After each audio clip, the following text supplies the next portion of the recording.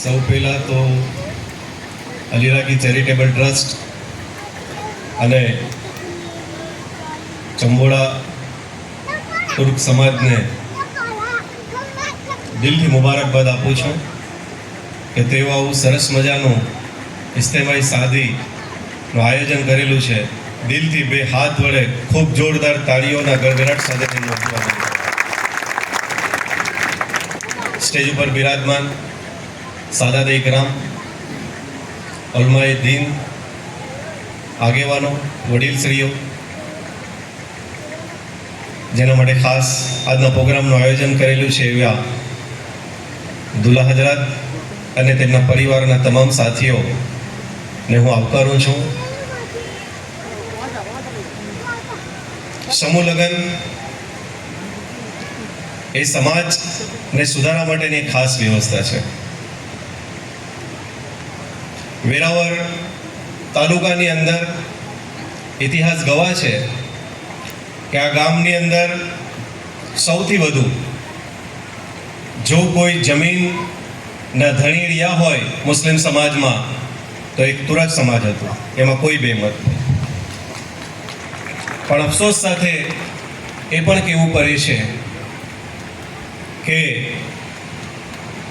આ સમાજ અને તેની સાથેનું પટણી સમાજ હોય કે અન્ય સમાજ હોય, એ બધાએ પોતાની જમીનોનું ધોવાણ અને વેચાણ ફક્ત અને ફક્ત સાદીમાં, ખતનાઓના રીત રિવાજોમાં અને કુરિવાજોમાં આપણે બરબાદ થયા. અને તમારી જમીન છે એ તમારા જે પાડોશી હતા એ આહિર સમાજ, કારડિયા સમાજ, કોળી સમાજ, એ બધાને વેચાણ કરી આજે તમે અને તમારા જે વારસદારો છે બરાબર એ ક્યાંક તો બીજાઓની નોકરી કરી રહ્યા છે, તે કોઈકની ખેત મજૂરી કરી રહ્યા છે. જે તે સમયે કદાચ એ દીનની ફિકર કરવાવાળા લોકો ઓછા હતા. સામાજિક આગેવાનોને પણ કદાચ એમની વાત એ નહોતા સ્વીકારતા લોકો અને સાથ સહકાર નહોતા આપતા.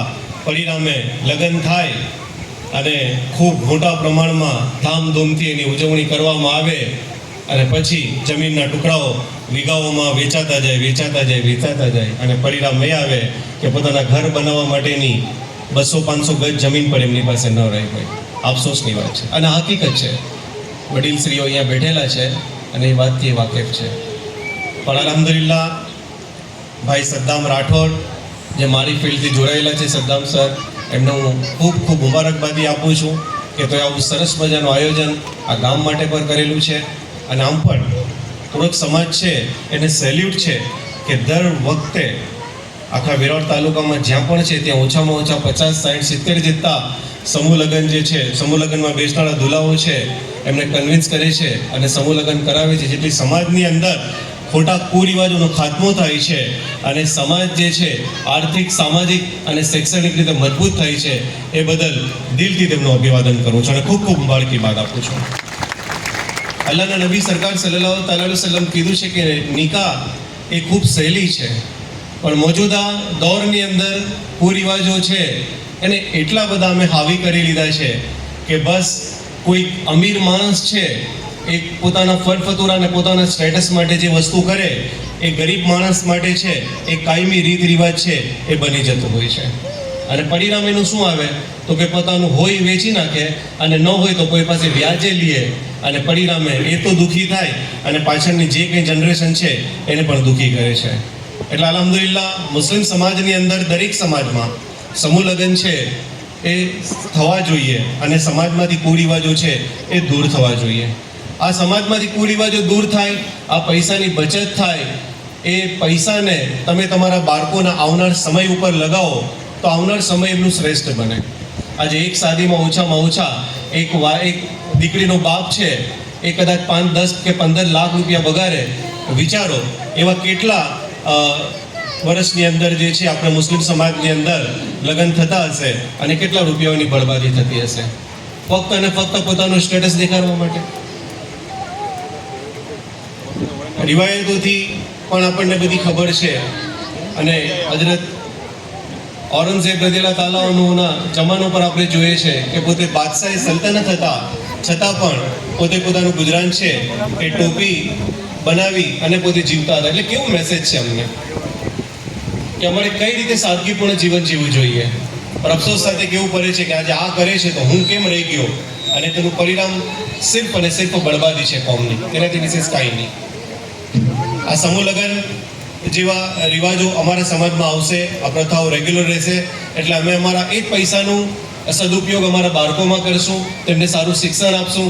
એટલે આવનાર સમયમાં અમે પણ જે ભાઈબંધ સમાજ છે તેની સાથે અમે ચાલશું, અને અમારા બાળકો પણ એ વક્તની સાથે આગળ વધશે અને સમયની માંગ સાથે તે પણ ડેવલપ થશે અને તેઓ શિક્ષણ લઈ અને મહારત હાંસિલ કરશે. એજ્યુકેશન છે, શિક્ષણ છે, એ જ સર્વક્ષર છે. અલ્લાહના નબીને સૌ પ્રથમ અલ્લાહે જો કોઈ સંદેશ આપેલું હોય તો એ હજ કરો, નમાઝ કરો, રોઝા રાખો, ઝકાત આપો, કુરબાની કરો, એ નહોતો. પર આલિમે દીન અહીંયા હાજર છે. રબ તબારક વ તઆલાએ જો કોઈ પહેલી વહી નાઝિલ કરી હોય તો મૌલાના સરફરાજ અહેમદ તુર્કી અહીંયા છે કે ઇકરા બિસ્મિ રબ્બિકલ લઝી પઢો અલ્લાહનું નામ લઈને. પણ આ મેસેજ એકચ્યુઅલી અમારા સુધી આજે પણ એ પ્રોપર અમે મેસેજને પકડી નથી શકતા, અને પરિણામ એ છે કે અમે શિક્ષણથી વંચિત રહીએ છીએ અને દિન પ્રતિદિન પછાતપણામાં અમે જઈ રહ્યા છીએ. આ કુરિવાજો દૂર થશે અમારામાંથી, અને ઇન્શાઅલ્લાહ તાલા રહમાન અમે એ જ પૈસાનું અમારા બાળકો પ્રત્યે જે છે એ શિક્ષણમાં એમની પાસે ખર્ચ કરશું, એટલે 100% વક્તની રફતાર સાથે અમે પણ આગળ વધશું. ફરી એકવાર દિલથી મુબારકબાદી આપું છું, અને બસ એટલું જ કહું છું કે ઇસ તરહ હૌસલે આઝમાયા કરો, મુશ્किलों में भी तुम मुस्कुराया करो. મારી આટલી વાતને બસ 4 લાઈનમાં સૈયદ સાહેબ એ જ કહું છું કે ઇસ તરહ હૌસલે આઝમાયા કરો, मुश्किलों में भी तुम मुस्कुराया करो, दो निवाले भले कम खाया करो, अपने बच्चों को लेकिन पढ़ाया करो. अल्लाह